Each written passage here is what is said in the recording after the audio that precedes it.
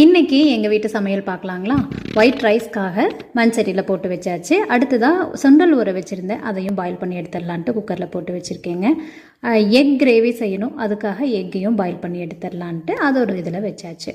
In between டைமில் துவரம்பருப்பு நல்லா கழுவி, உப்பு பருப்பு நெய் பருப்புன்னு சொல்லுவோம் இல்லையா, அதை மண்சட்டியில் போட்டு ரெடி பண்ணுறதுக்காக அது எல்லாத்தையும் ஆட் பண்ணி இப்போ சுண்டல் வெந்துருச்சு. அந்த ஸ்டவ்வில் பருப்புக்கு ரெடி பண்ணிடலாம். இதெல்லாம் வேகிறதுக்குள்ளே நமக்கு எக் கிரேவிக்கு மற்றதுக்கெல்லாம் தேவையாக இருக்கிற வெங்காயம், பச்சை மிளகாய் இது எல்லாத்தையுமே கட் பண்ணி எடுத்துக்கலாம்.